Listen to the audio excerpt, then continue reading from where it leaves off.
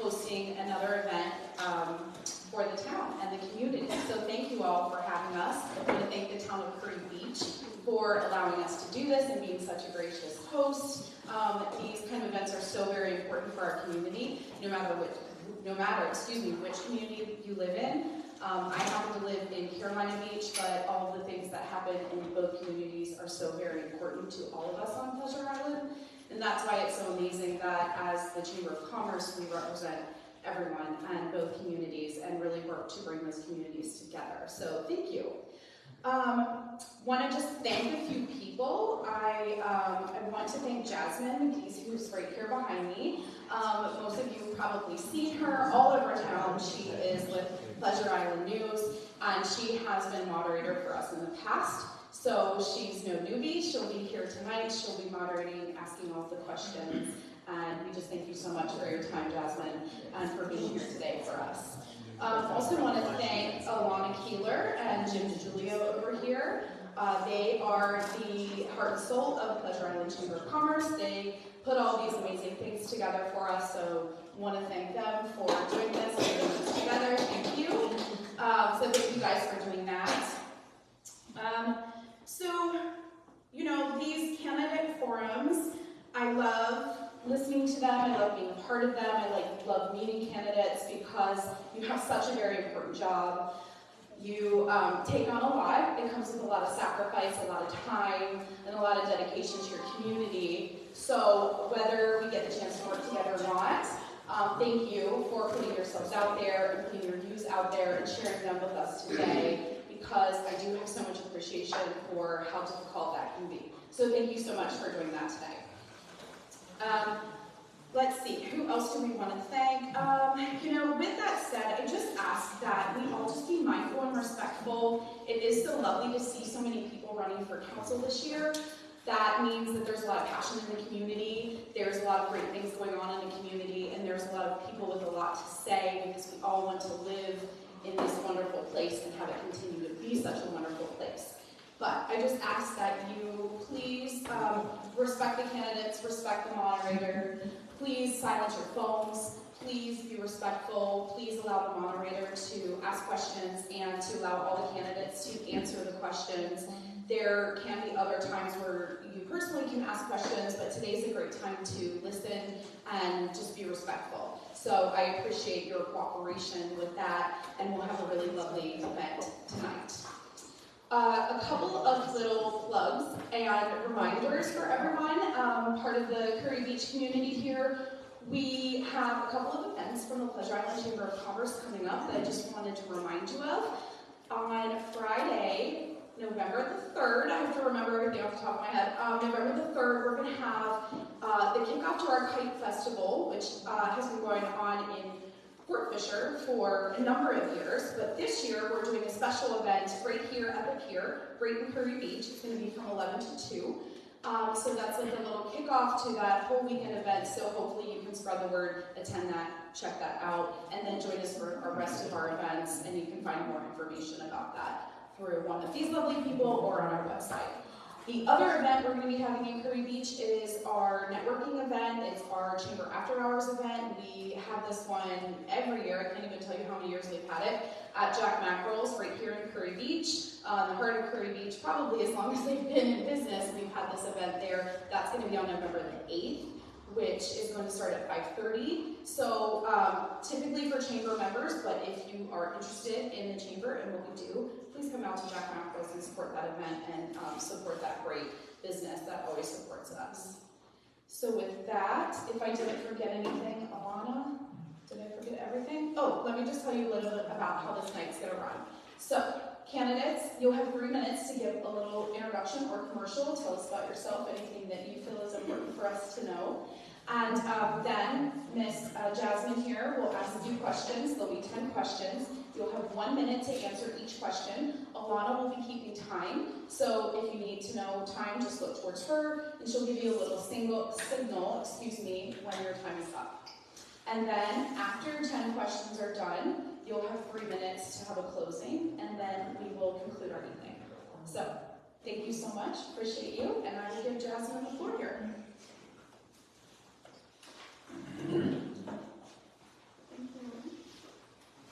So I asked everybody this evening how they would like to be addressed, and they just said that first name was fine, which makes it easier for me, so I don't butcher anybody's last name. So we're going to start with 3 minutes, just like she said, and we're going to start with you, Dennis. Go right ahead. Thank you, Jasmine. Thank you, Chamber of Commerce, for having this, or sponsoring this. Begin with just letting you know my wife and I have lived in Kure Beach since 2004, so we've been here for a while, full-time since 2011. My career and my background is in science and in business. I'm a founder of a biotechnology company. Don't hold that against me. But it was up in Massachusetts, in Cambridge, where all of the high-tech stuff is. But what it has afforded me is a wide range of analytical skills and management skills. I've been responsible for Duty calls. Sorry. Fire department alert. As a CEO of a biotech company, I'm responsible for financing, running the science, clinical program, and herding a bunch of venture capitalists over a number of years and trying to get them to continue to invest. I retired several years ago when we moved here full time, and I think the more important thing than my background is my involvement here in Kure Beach. For the last 6 or 7 years, I've been involved in a number of committees. For 5 years, I was chairman of the Shoreline Access and Beach Protection Committee.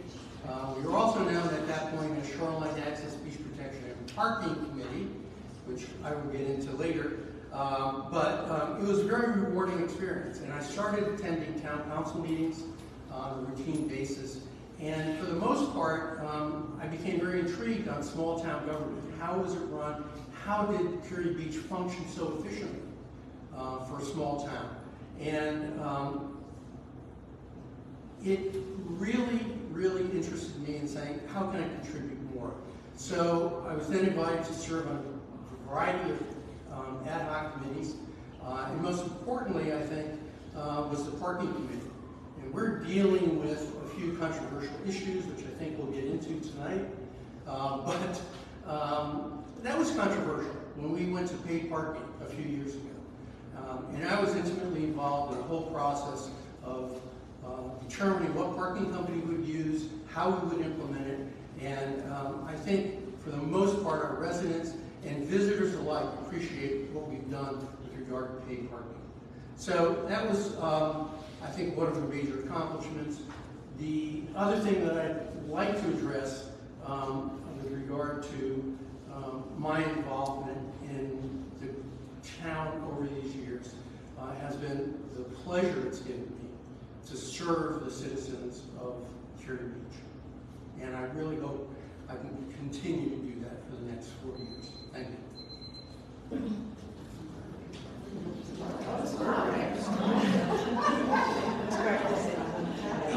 Connie, whenever you're ready. Thank you. I'm Connie Markle. Glad you all are here. I'm very interested in what we have to say tonight. I grew up in Bedford County, Pennsylvania, and I tell everyone it was a town that was actually smaller than Kure Beach.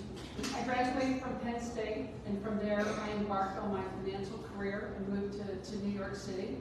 And my financial career spanned 30 years and 4 cities, and my last stop was as VP of Global Treasury at Lockheed Martin, where I managed a $4 billion portfolio, and I handled their debt financing as well as other treasury activities.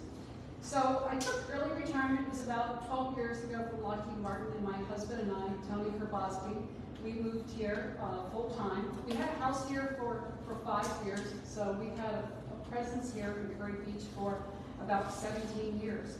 After we moved here, we became involved in the community and in the town in terms of service. I've been on the Board of Adjustment about 3 years, the Stormwater Committee about 3 years, and I currently am on the Planning and Zoning Commission, the Historical Preservation Commission, and God bless me, I've been on my Kure Dunes HOA board for 7 years. Perseverance, I guess. So you might want to ask, why am I running now? I'm running now because through my town service, and especially the P&Z, it's helped me understand the town ordinances as well as the finances and the operations of the town. And I think this, along with my financial experience and my corporate leadership experience that I've had, puts me in a position where I feel that I really can add value to the town council. People ask me, what I'm going to focus on if I get elected to town council. And I always say, well, and it's not in a matter of importance, I'm just going to tell you the 3 things that I will focus on. First, because I am a finance person, I will focus on fiscal responsibility as it relates to the budgeting process, and also whether you're looking at Connie, we're going to give you a little bit more time at the end. They can't hear you in the back. If you wouldn't mind picking up that microphone. Oh, did you want me to start over? No, you just say it now. Just make sure everybody else in the back can hear you. Okay. Can you hear me now? No. It's not on. Where is it? Oh, there. Can you hear me now? Yes. Oh, sorry. So you don't want me to start over again? I'm good. Okay, great. All right, so we are at the point where I told you why I want to run now and the issues I'm going to focus on in no particular order.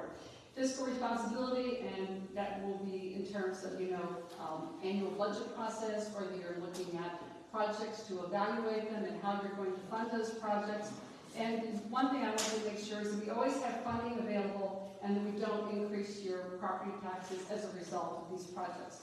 Second, I always want to make sure that we maintain that strong federal and state relationship that we have, that we get the beach renourishment. That is so important to this town, because that's why a lot of us moved here, is because of the beaches and the small town feel. So I think we do a great job, and I want to continue in that spirit to do that.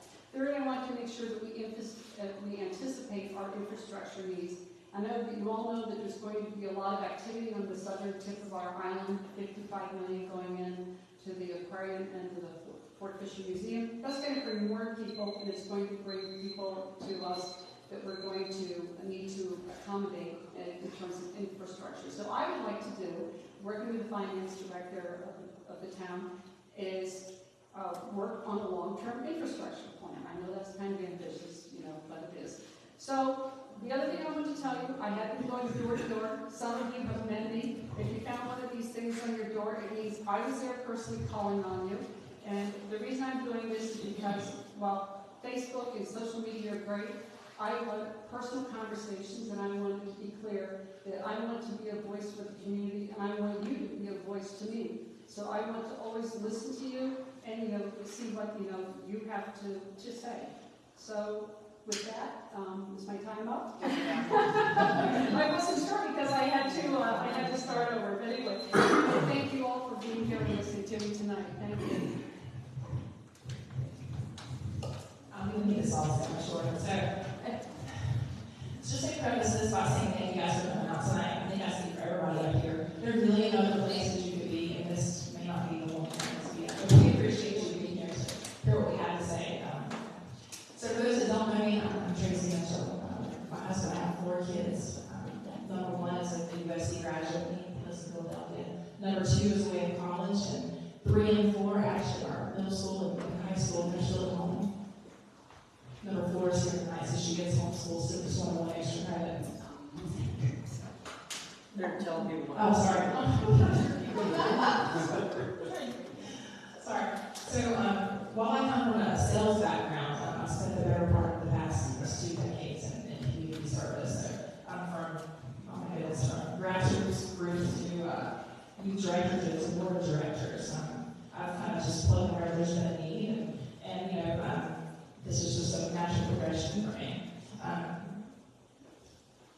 Presently, I'm the town's chair of the Stormwater Oversight Committee and also the Beach Walk HOA president. And that's afforded me an extra insight, I guess, because of our proximity to town hall. We have some shared infrastructure. So over the years, I've had the opportunity to get to know council, and not just council, but our department heads. And we have a great bunch of people over at town hall, so kudos to them. In addition to that, the local relationships, I've got the county and the state level relationships as well, and I'm looking forward to leaning heavily into those relationships for Kure Beach. I think some of those relationships have been utilized perhaps over the years, so certainly looking forward to bringing that to back to Kure Beach. Hello.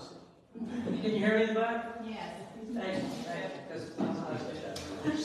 My name is David Edler. I was born and raised in Kure Beach. I've been fortunate to serve the town as a volunteer fireman for 26 years, as the emergency manager for 21 years, and on town council for 16 years with a gap.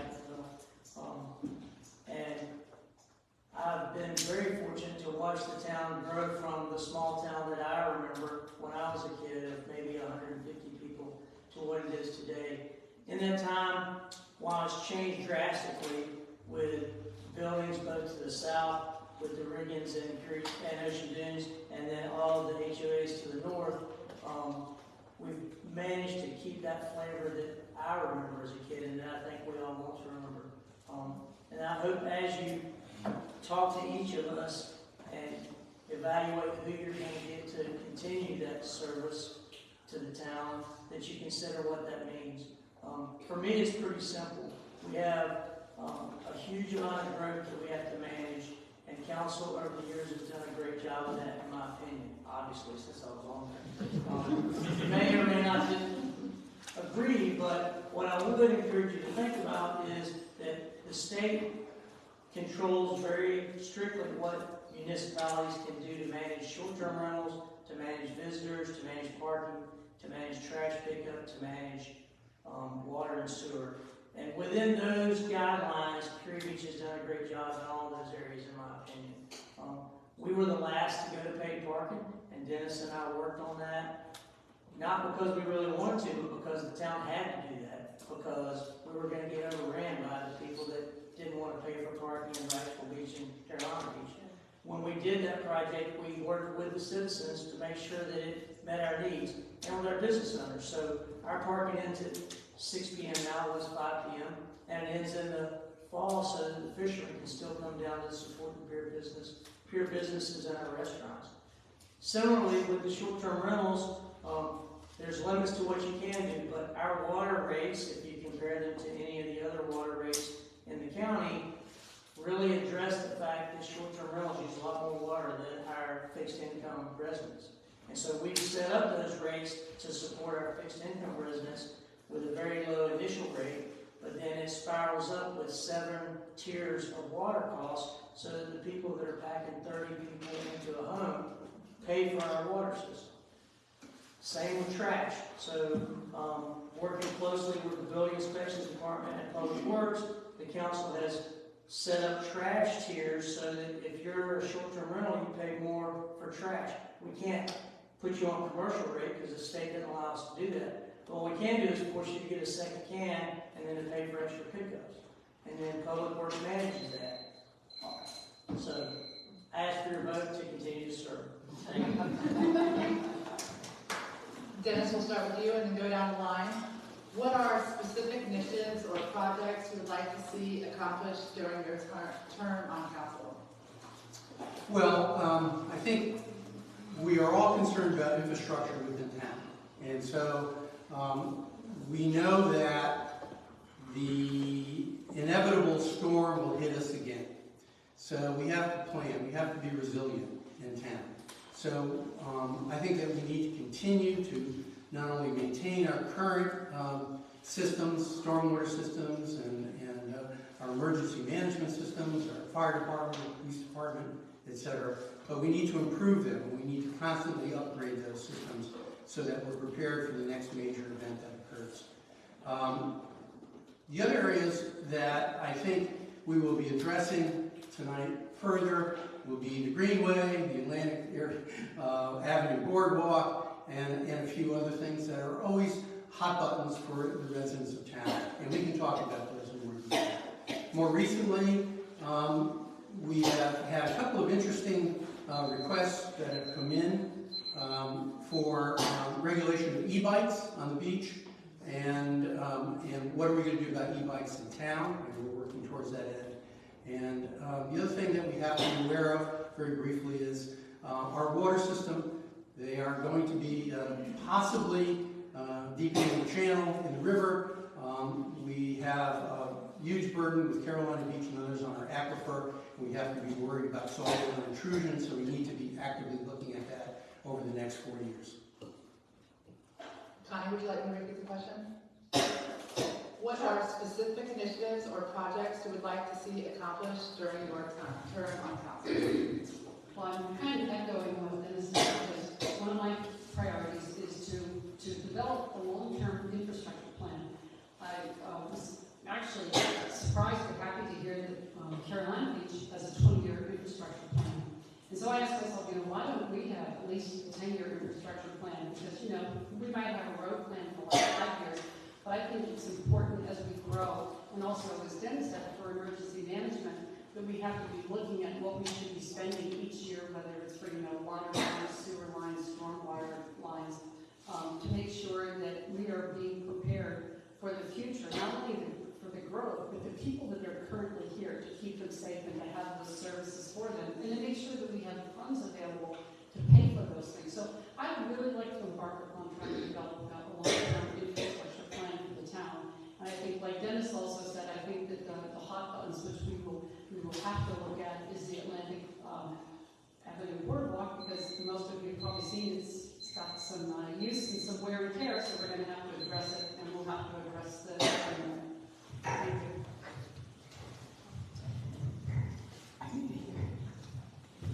So before I started to put my hat in, I spent the past year and a half speaking with my fellow citizens here at Beach to see what's important to you. So some of the top 3 things that stood out, and some of the reasons I decided to run. Beach renourishment, that's huge. I think we lose sight of the reason why we actually do beach renourishment. Obviously it's not for recreation or aesthetics, so all the ways that we've been under that. But it's to protect the natural purpose of the beach and to insist on infrastructure. So we need to link heavily into our state and federal relationships to make sure that that's maintained as it should be. Safety is another one. We're a small community. Any given day, there's Fort Visual or down the road, you're in the street, people are going to traverse. You've got the cyclists, you've got the pedestrians, you've got the walkers, you've got the kids. So safety is a big issue. Crossing Fort Visual and Robertson are a concern for a lot of people, so we need to keep the focus on safety. Those are the things people jumped out at, if I'm not mistaken. So I think we need to focus on this.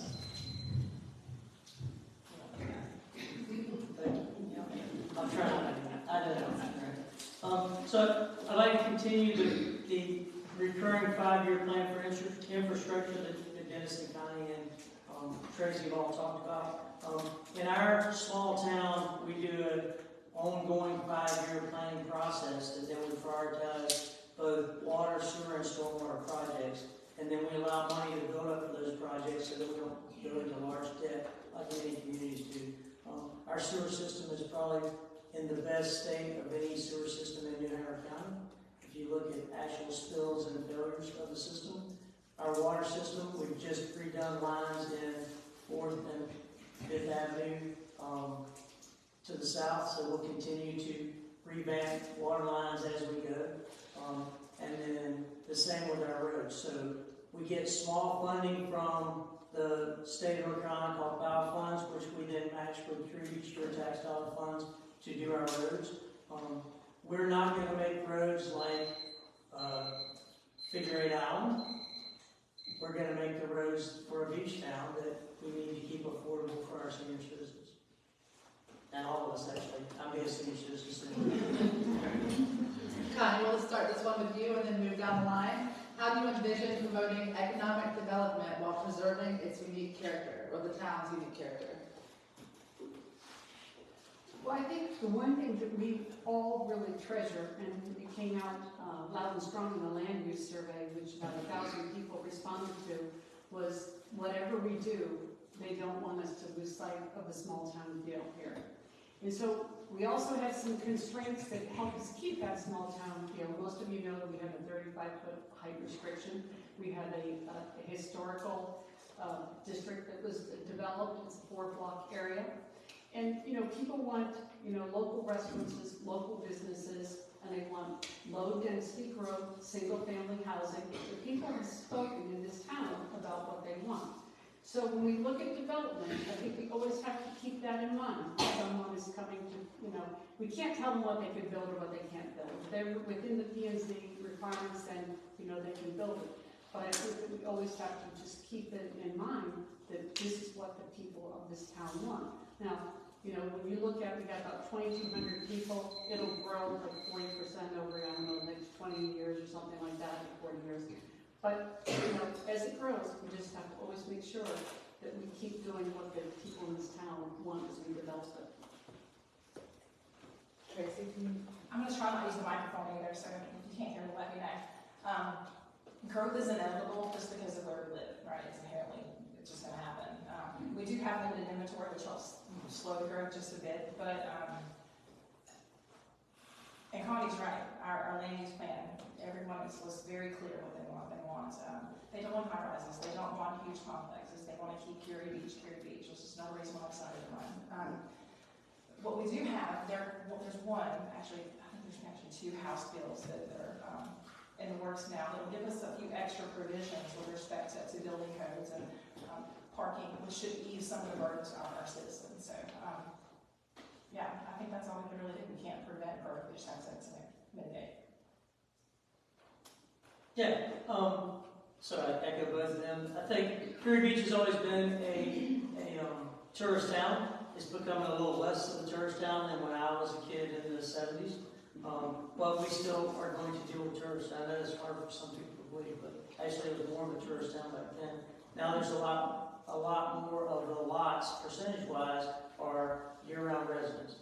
But the lots that are not are short-term rentals, and that is a challenge to the town. I talked about in my introduction, the town uses all the authorities that is allowed by the state.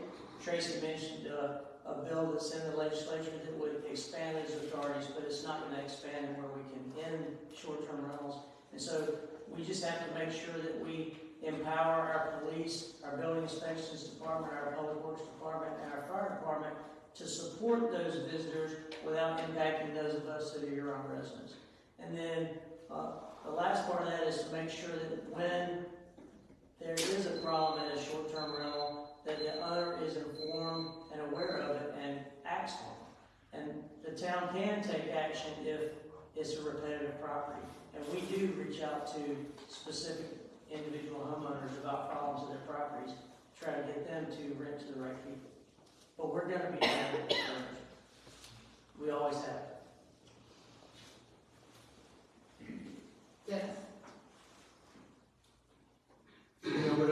say.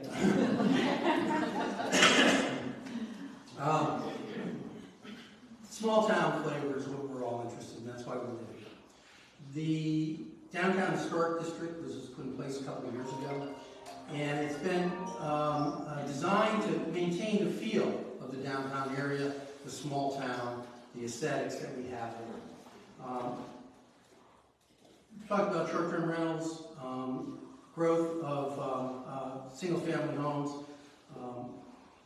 We are seeing a large increase in duplexes, triplexes. There's going to be a significant amount of growth in those areas.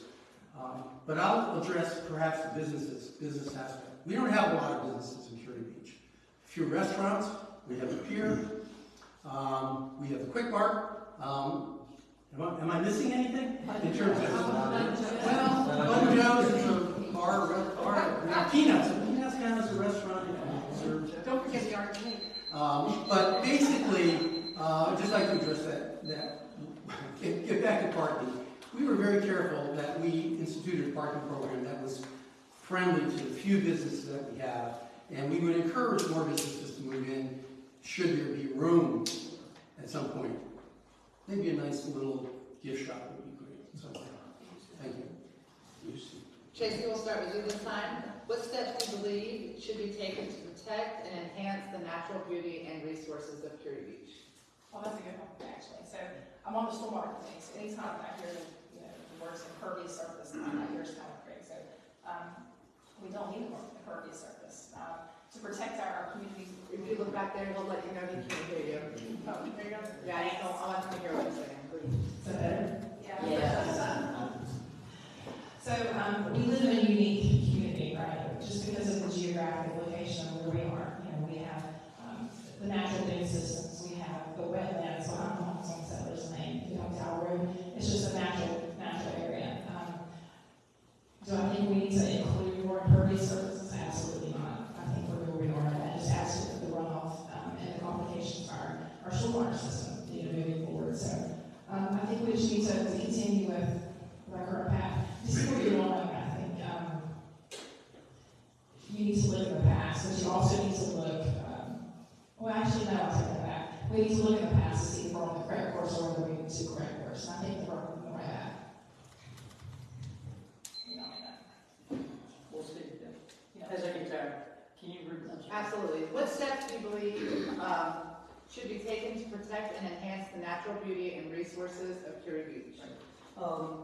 So during my time on council, we've passed a tree ordinance. So unlike what happened when all the HOAs were built in the 80s and all the trees were clear cut, now you actually are not, you're supposed to try to save the trees within 4 inches.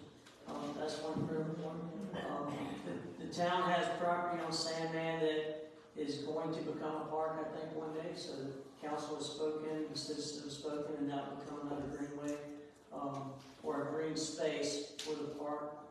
We're developing the lot across from Public Works to put a new Public Works building up, which I know some citizens right around there will be happy to hear because they're tired of the parking lot that they live with now. And then we've maintained properties on I Avenue and down 6th Avenue where trees have been planted as well as E Avenue. So town property is doing everything they can. It's really up to the citizens to help their personal property. If you have a tree, keep a tree, and if you don't plant a tree, I encourage you to plant indigenous trees versus palm trees, but plant a tree. Sorry, as long. No, you're good. Yeah, I would agree with David. More live oaks, less palm trees would be preferable. But David didn't mention that we're also looking at Joe Weeks Park in terms of doing that over and giving more space to other activities, but also remaining, keeping some space that's available for people to do whatever they want. So if you want to play Frisbee, if you want to have catch with your grandchild or your children, you can do that. So the public spaces that we have, we're doing everything we can as a town. Sandman lot, as David mentioned. So that's where we are.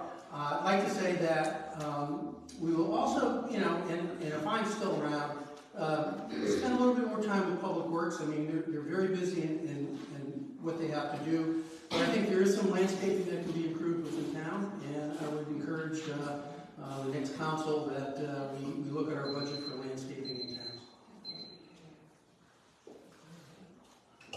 Would you like to repeat the question, Glenn? You read it again.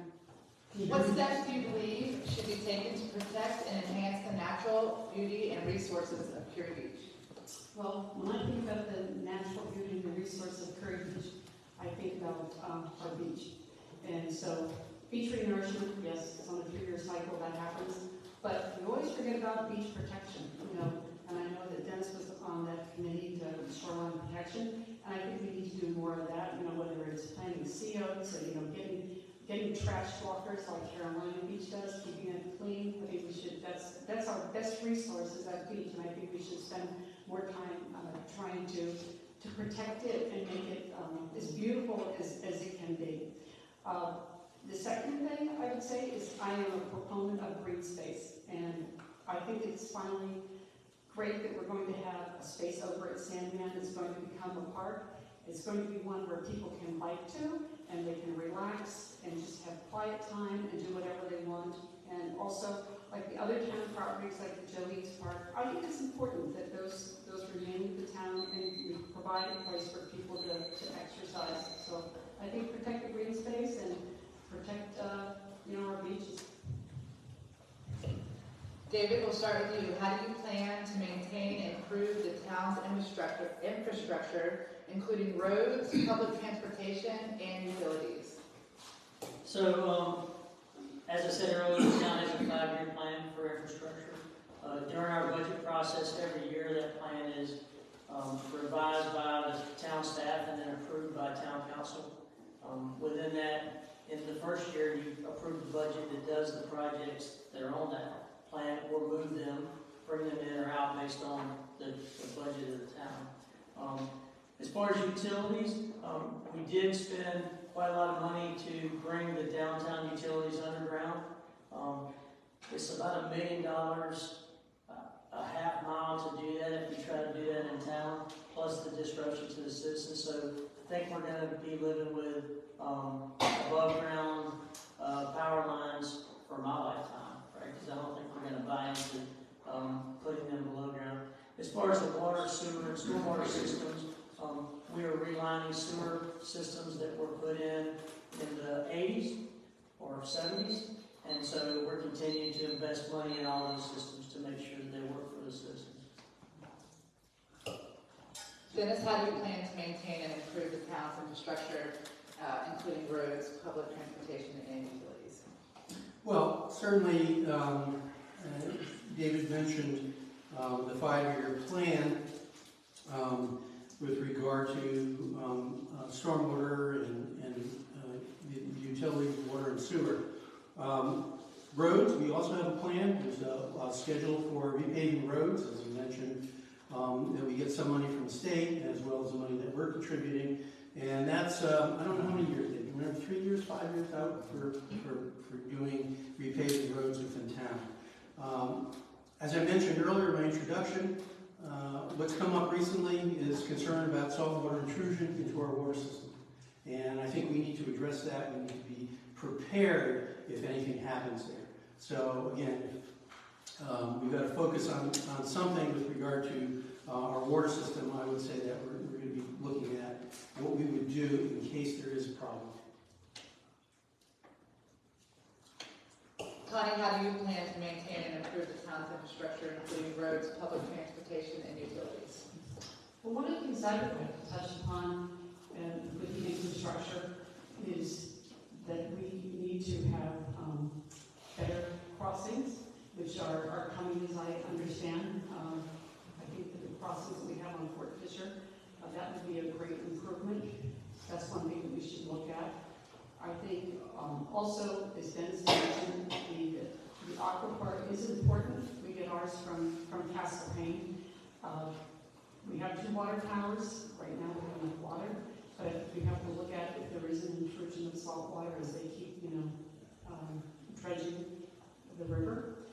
And, I think, you have to look at would we tie into Wilmington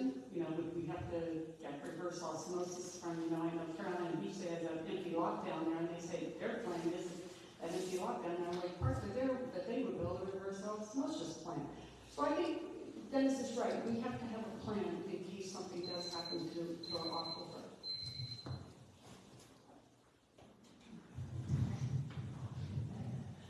Well, we don't have that, right? We have the plans, we have the Plans plans in in place. place, is that better? Yeah, perfect. In addition to, I think we could be good points to highlight our public works department. They do a great job of looking at our stormwater systems and our roads, and they prioritize as needed. And they really do a great job. Recently, they did a few sleeve projects and some pipes. The efficiency is much better, so they really do an outstanding job. There's not much more I think I can actually add to that. Dennis, we'll start with you. What are your ideas for ensuring responsible fiscal management?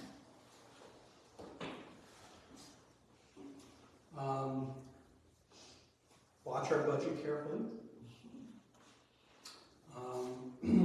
Continue to do what we have done historically in town, is to set goals for the town in terms of our spending limits, to set goals for each of our departments, and to carefully manage those goals so that we do not exceed our fiscal, we don't exceed our expected revenue coming in. Now, we only have limited sources of revenue. We have our property tax base, we have sales tax, we have ROT. And so we know pretty well year to year how much money is coming in, and we have to balance that budget. And we've done a very good job over the years in sticking with that. Lastly, again, we have been fortunate in the last couple of years with our paid parking program. And what's fortunate there is that we can use the funds that come in from our paid parking as put that money into our general fund, which we can use to cover any unexpected and outstanding costs for the town. Connie, what are your ideas for ensuring responsible fiscal management? Well, first of all, the annual budget cycle, where we have to balance out our revenues and our expenditures. Right now, we have about 12 million in revenue and 12 million in expenditures. But the key thing is that I always look at, because we do fund accounting, and so the general fund is the big pot. You might have the sewer and water fund, and stormwater, and so on and so forth. But the big pot is really your general fund. So you always want to take a look, how much cash do you have? How much do you have in cash and investments? We have about 11 million right now, in total. But what you want to zero in on is how much cash do you have in that general fund? Right now we have about 5 million, and you always look at that as a percent of what is your expenditures for the year. That's about 8 million. Go, okay, I divide that out, we're at about 62%. That's pretty good. You've got to keep your eye on that number all the time. You might recall about a couple years ago, Carolina Beach got in trouble because that ratio was down to like about 32%. So always keep your eye on those numbers. That's probably the most important. And also with my finance background, I don't want to increase property taxes. And so when there's a project, I want to know if you're going to get grants, you're going to get funding, how are we going to finance it? I'm not saying that's the only thing you look at, but I do want to know how you're going to pay for it. So I'm a firm believer in just doing as you can as you should. I think there are opportunities that are going to present themselves, and we need to continue to prioritize the needs versus the wants in town. I also want to highlight the fact that the council doesn't operate in a vacuum. We have a great financial officer, and he does a great job with the team. I think prior to, I think actually Commissioner Hayward had that role, if I'm not mistaken. I heard he did a good job. I heard that was important. But our room on these tax, we keep a pulse on that, and it helps to take care of the none of our money goes to reach nourishment. Our piece comes from that. And I think Dennis mentioned that the big party, I think past few years brought in just over $700,000. That certainly helps offset the cost. Raise taxes, absolutely not. I don't think we need to go there. I think with the team that we have, again, we don't operate in a vacuum.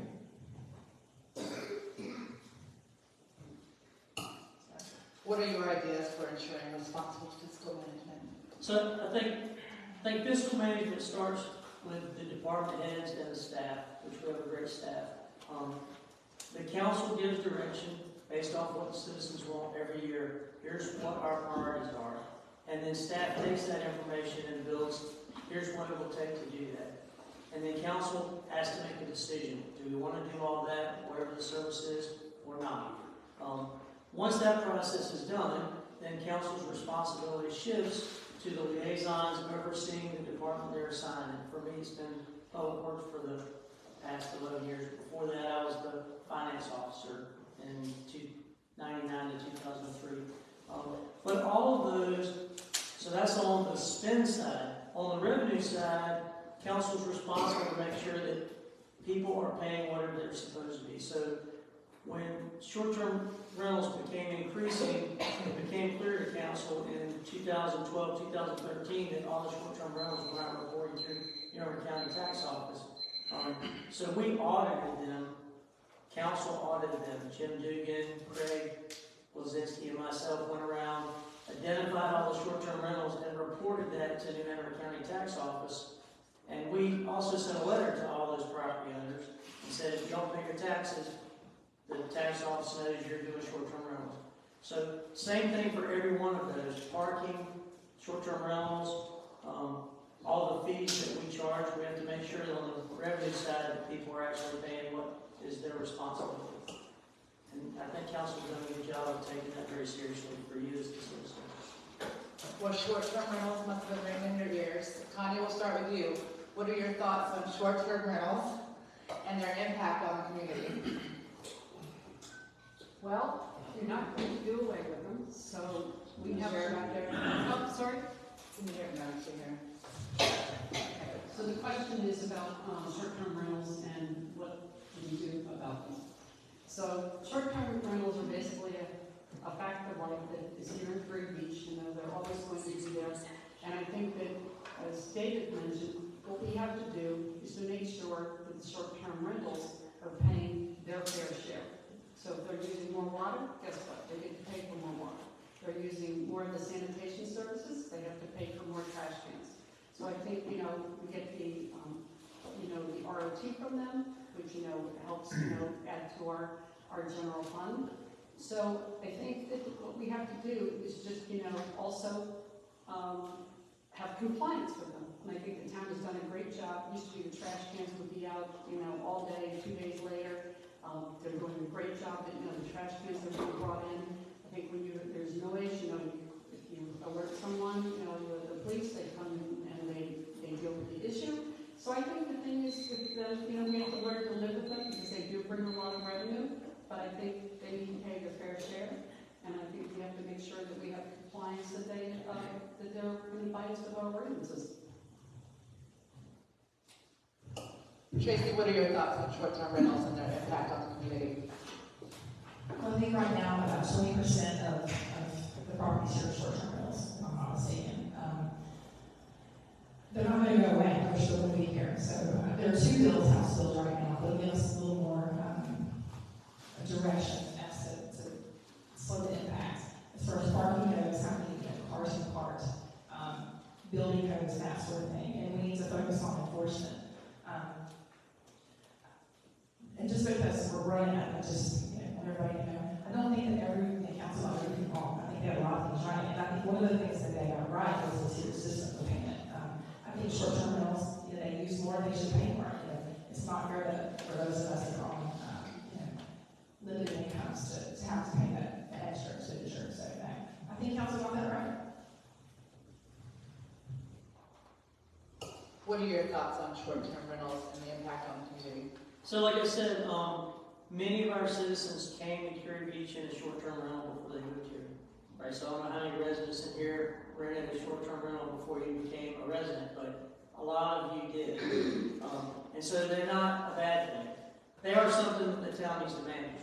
And so some of those short-term rentals will convert back to residents when the investor gets to retire, because that's their dream, right? So they're renting their house short-term to pay for it so they can live in Kure Beach. So they're going to keep rotating around. And some of us are going to sell out, and the investor's going to tear down our small house and put a big house and do short-term rentals there. So they're going to be ebbing and flowing.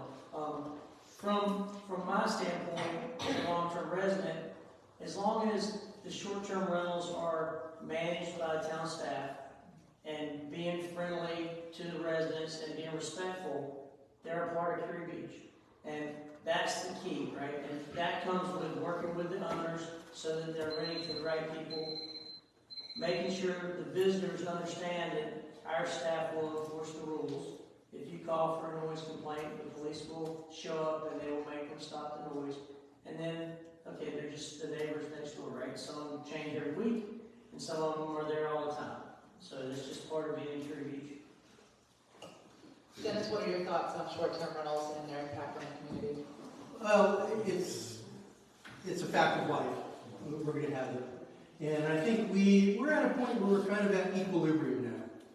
As David mentioned, there's going to be a turnover. And there's going to be short-term rentals that will become full-time residents. There are full-time residents who are going to sell out, and they're going to become short-term rentals. So it's a matter of monitoring them, keeping them in line, making sure we gather all the ROT that we can out of those short-term rentals, that nobody's slipping by. And lastly, I think we have to thank Stephanie White, who's our code enforcement officer, who's out there every week making sure all those people that are there for a week or 2 weeks, taking care of their trash, cleaning up the place, and not making Kure Beach look like it's a dump. Tracy, we'll start with you this time. What strategies will you use to keep the public informed and engaged in local government?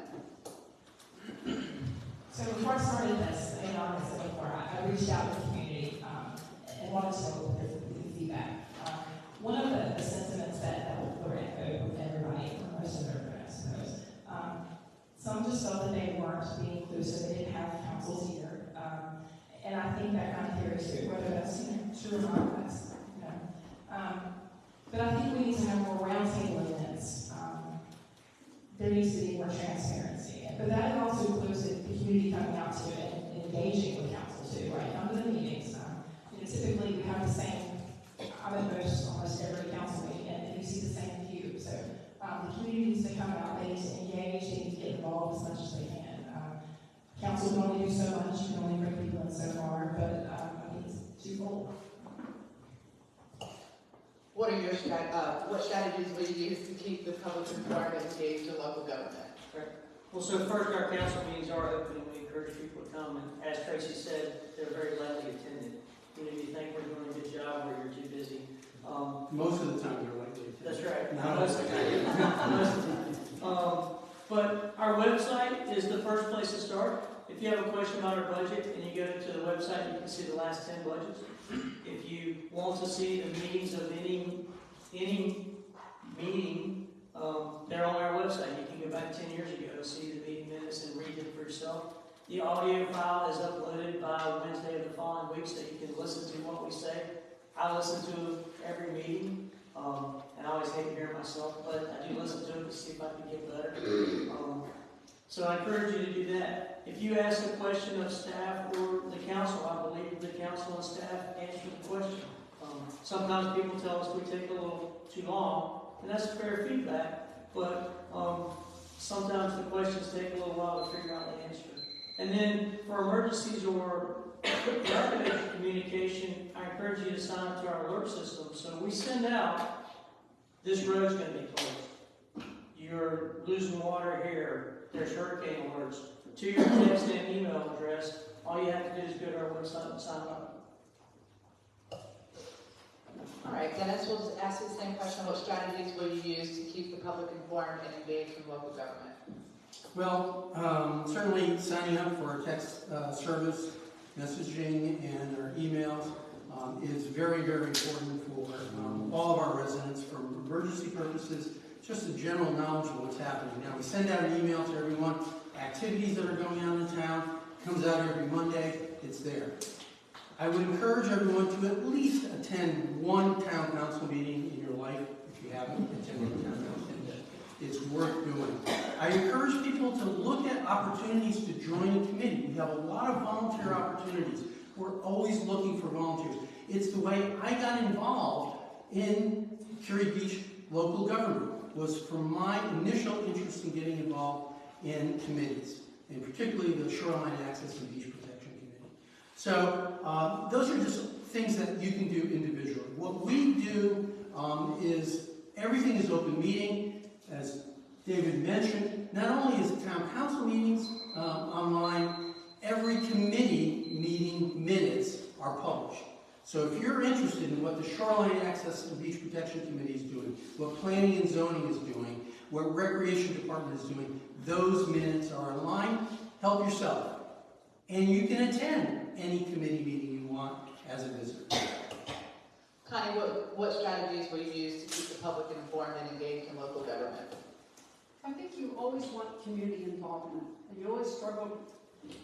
I think you always want community involvement, and you always struggle to find out, what will work. And the answer is, it's not usually just one thing that works to getting the community involved. There are some people that, they don't want to have that personal interaction. They just want to receive the text message or the email, or maybe just go listen to a town council meeting, and that's fine.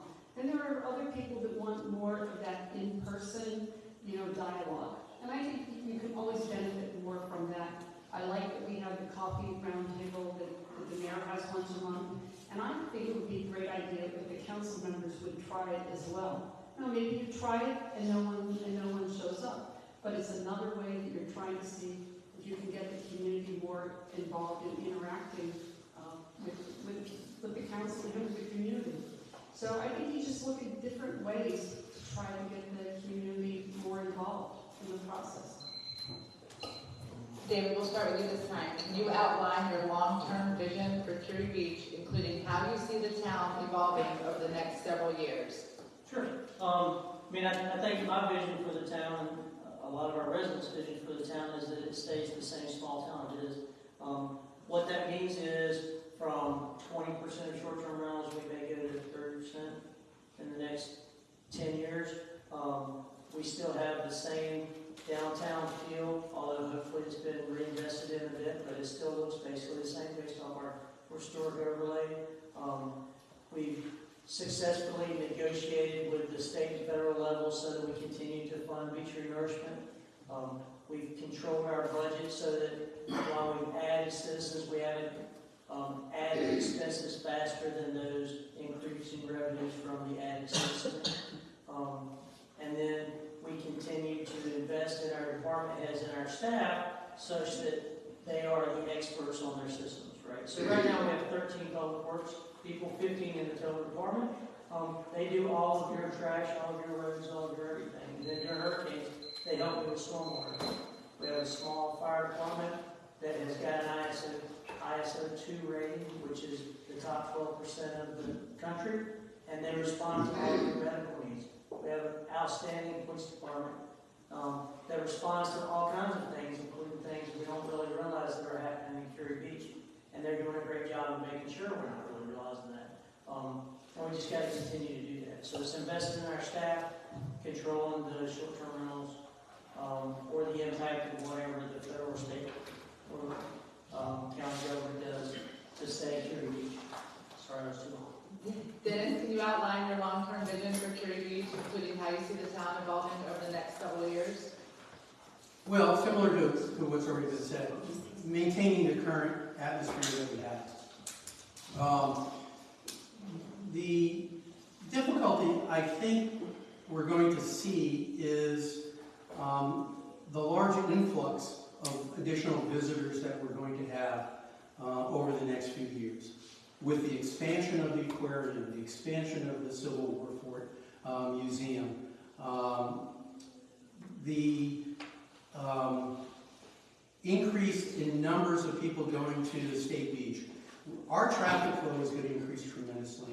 And what I would like to see is we increase and we focus on how we handle all our traffic, and that we make sure that we have the best possible police department, fire department, and other departments within the town that will maintain our current status as probably the best small town in North Carolina. Connie, can you outline your long-term vision for Kure Beach, including how you see the town evolving over the next several years?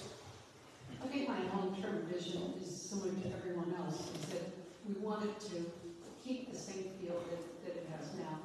One of the things that I would like to see is maybe some more businesses downtown and some of the places that we have, maybe just different businesses. But over time that evolves. I also envision that there will be more pedestrian crossings to keep our people safe, and that will continue to evolve because as we have more and more traffic, we're going to have to be more and more concerned about keeping our pedestrians safe, and especially when they're trying to cross over busy Fort Fisher to get to the beach, which is a real concern. So I think, we just have to, do what we're doing, because, the police, the fire department, they do a great job, and we just have to keep at it. So I guess to add to that, if you look at the land use plan that was 2022, the last, in the next 30 years, we're expected to grow by about 40%, maybe 11 to 40%. So I think it's going to be important for us if we're going to maintain the flavor of Kure Beach, and I think everyone does. That's why we moved here. We live in Carolina Beach, we live right in the beach, Myrtle Beach, Big Poison. We live here because it is Kure Beach, and we want to maintain that. So I think council needs to keep their finger on the pulse of the growth and just make sure that it doesn't outgrow our ability to maintain. As more people come in, safety is going to be an issue, so we need to make sure that our residents stay safe and our visitors do too. So. Dennis, the extension of the Island Greenway is a timely topic in Kure Beach. What action do you think the town should take on the issue? And do you see a compromise between the different opinions? Is that controversial? Wasn't aware of that. I wasn't aware of that. Look, this is an issue that's come up time and time again over the years. One of my concerns has been, as I mentioned earlier, increased traffic flow with everything that's going on with population growth in New Hanover County. Fort Fisher Boulevard has gotten to be a very dangerous place. So do we need a bike path? Do we need a bike pedestrian plan? Absolutely. What does that look like? Well, we have to consider environmental factors. We have to consider residents that live near where a greenway would go through. We have Matsu that we have to consider. All of these things are being explored. I am personally concerned that the study that's ongoing now may not have an answer for all of those things. And it's going to take a lot of work to figure out what's happening over the next few years. This isn't going to happen fast. This isn't going to happen right now. But I think we can find a compromise. I think we can find a way of creatively finding routes that will take people through town that don't necessarily have to go in someone's backyard. I'm not eliminating that possibility, but I think it's a possible solution. We have to look at Dow Road, and we have to think about how we're going to handle south of K, Fort Fisher Boulevard. So we have a lot of surface roads that are very reasonable routes within town now that are safe. But south of K, you have to go on Fort Fisher, and I don't know what the solution is going to be, but I'm committed to finding a solution that will be satisfactory to all of the residents, or most of the residents of Kure Beach. Connie, what action do you think the town should take on the issue? Well, I'm hopeful that we can have an honest, open, objective dialogue between the council members, the mayor, and all the members in the community. Because I do think that we do need safer places for people to bike and to walk and to get them off of the roads that we share with motorized vehicles. I think that is important. So I hope that we can find a compromise. We'll see what the feasibility study says. We'll see what it costs. We'll see whether we can even get Monster to approve anything. And like I said, we have wetlands. There's so many issues and concerns that aren't answered right now in my mind. So I think that we have to be diligent, and we have to have this dialogue. We got to be kind of calm and have facts, just use anecdotal information that we have. And I think that we have to have the end game that we want to have something that will work for the whole community, including the people that might might be impacted by that green light.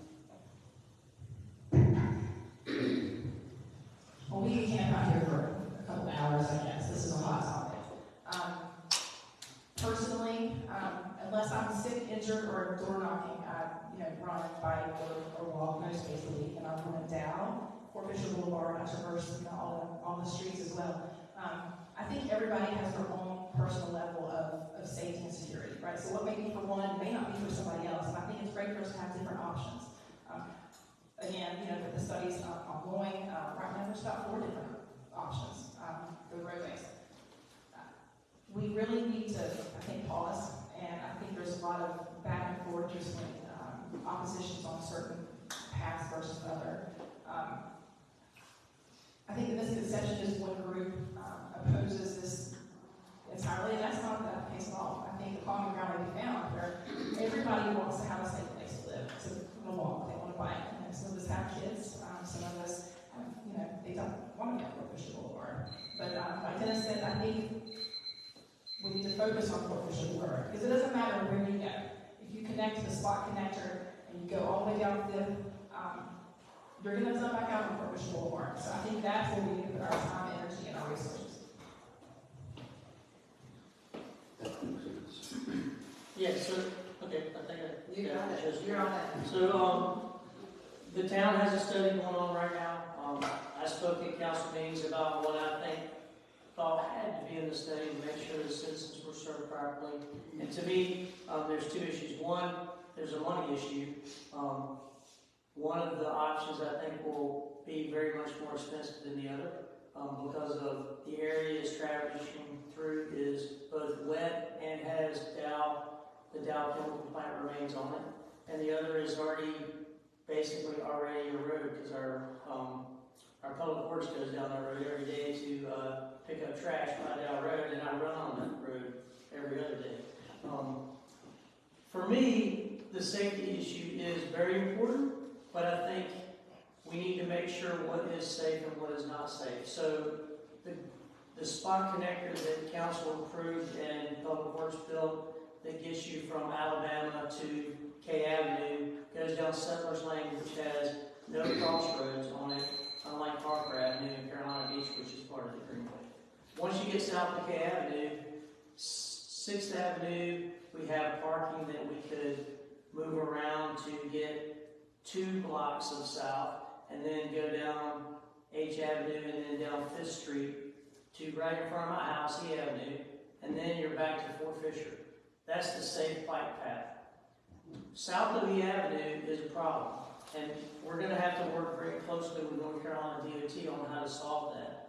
I think the 2 current bike paths can be put on the same side of the road, the west side, with a little bit more property if they reline Fort Fisher Boulevard south of K Avenue to solve that, at least down to the aquarium, or not the aquarium, the museum.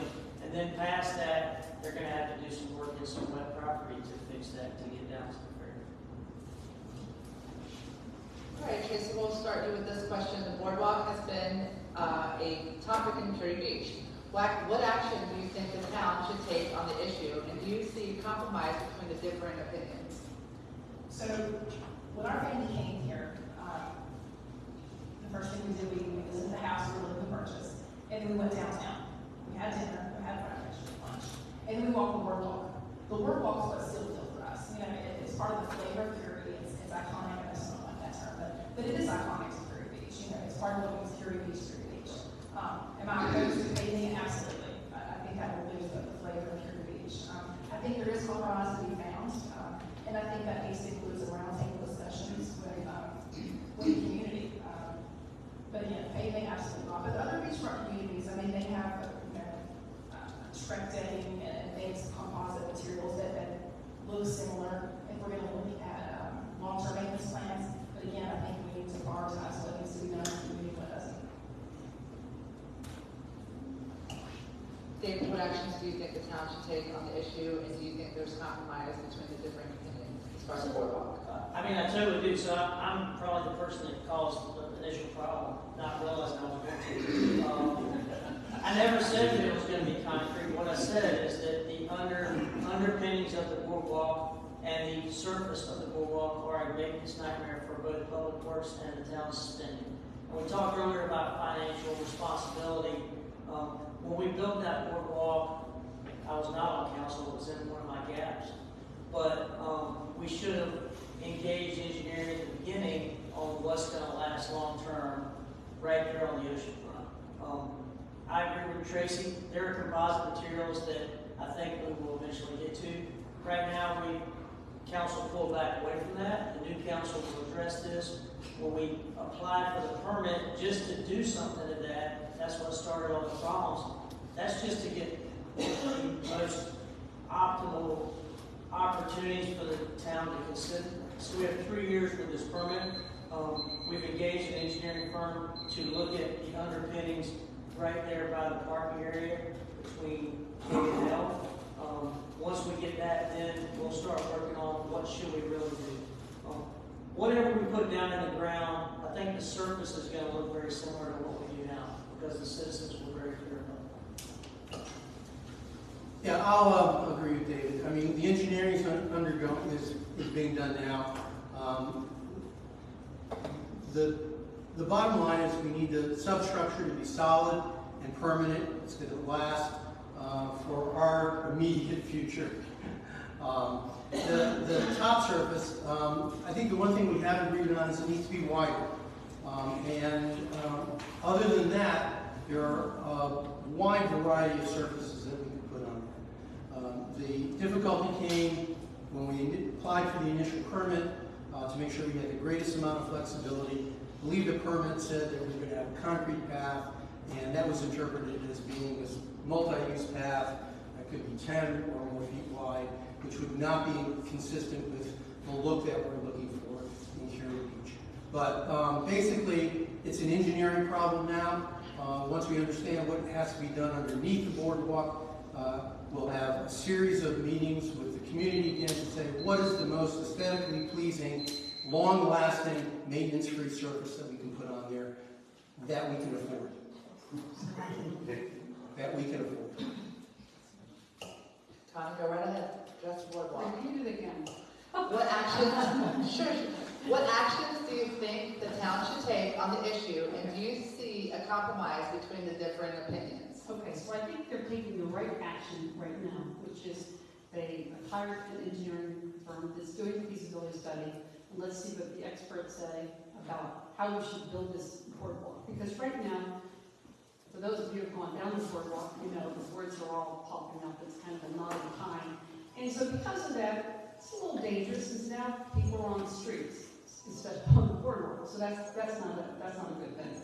So I do think that, probably should be raised a little bit.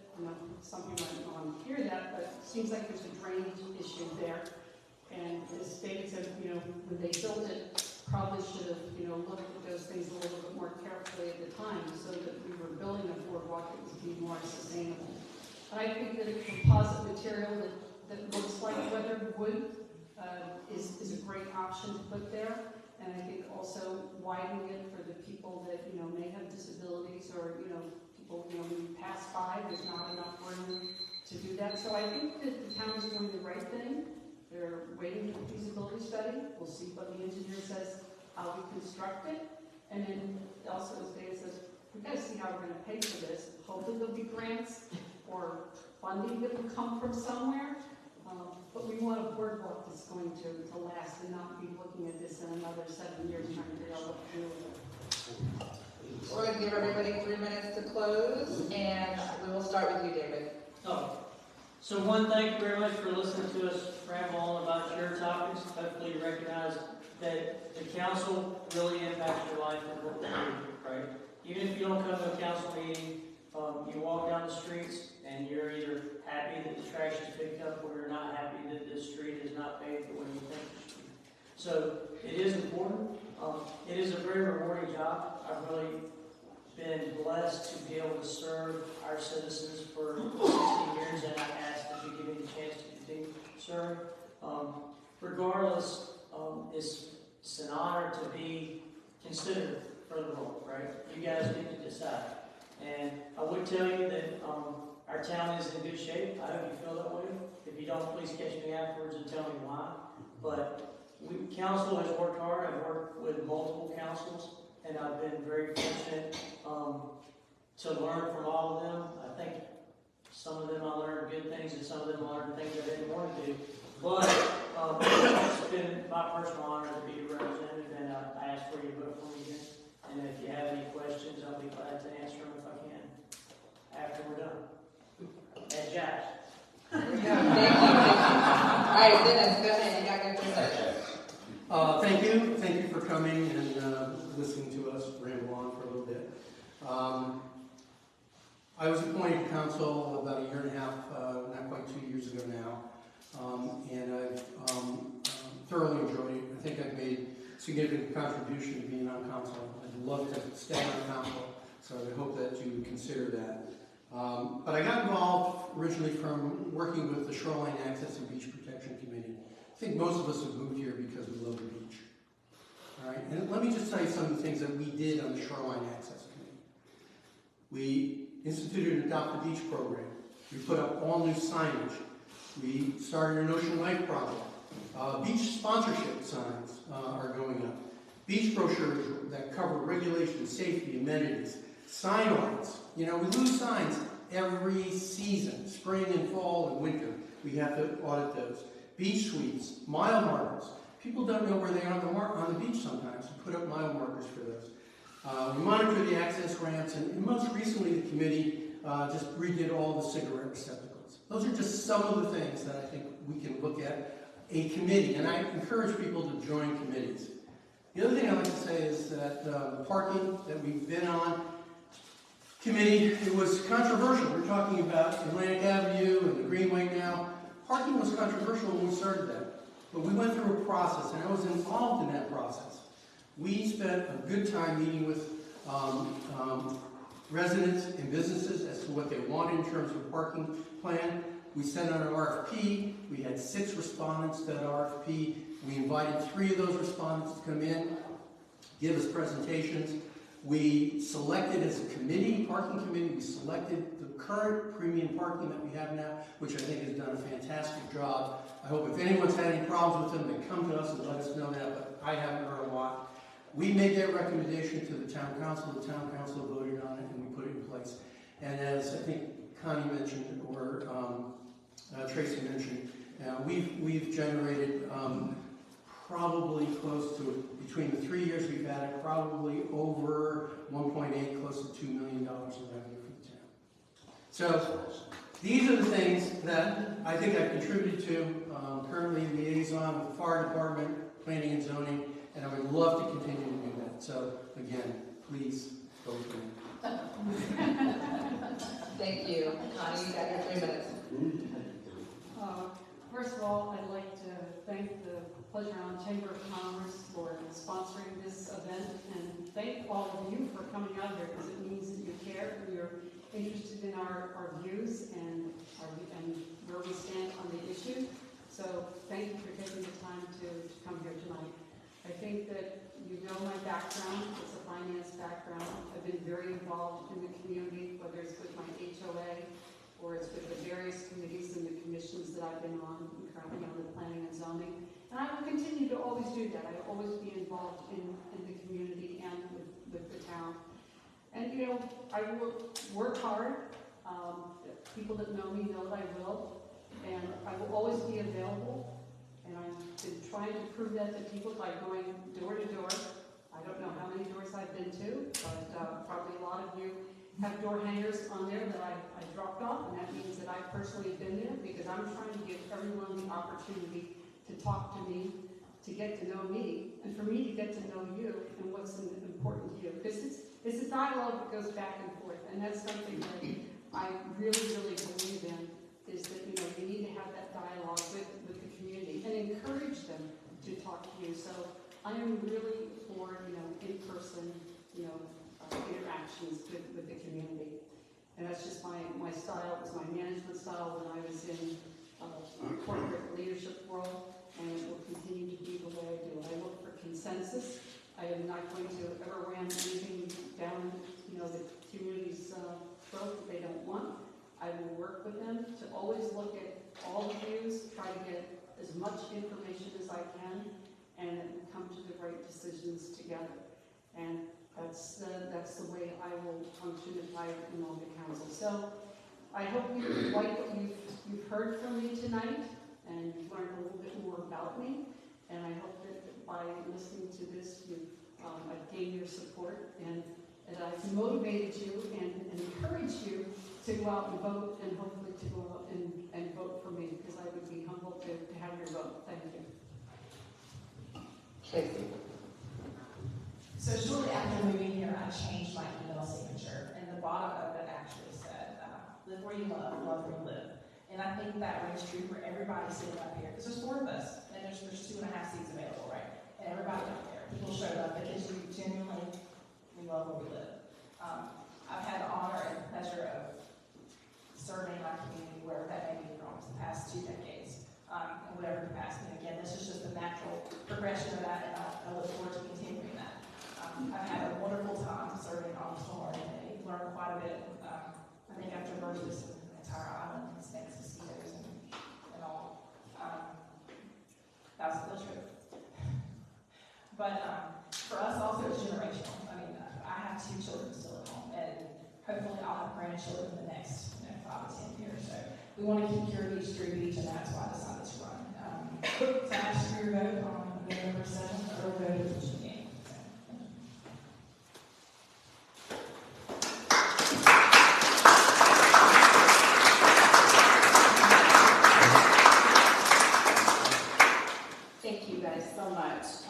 Thank you all for being here. Thank you all for participating in your community and spending your evening with us and listening respectfully. We appreciate you so much. Candidates, we appreciate your service, and we appreciate you being here and sharing your views with us tonight. I did just want to mention, we have a couple of commissioners in the audience. Commissioner Alan Oliver back here, he is actually your unopposed mayor candidate for this year. So thank you for being here tonight, sir. And I think I might have lost him, but Commissioner John Ellen is here tonight. Thank you so much, sir, for being here. He is also your representative on our board of directors. So John keeps us in the know of everything that's happening in Kure Beach and how we can assist and help you out with that. So we appreciate you and your service to us. So thank you all so much. Have a great night.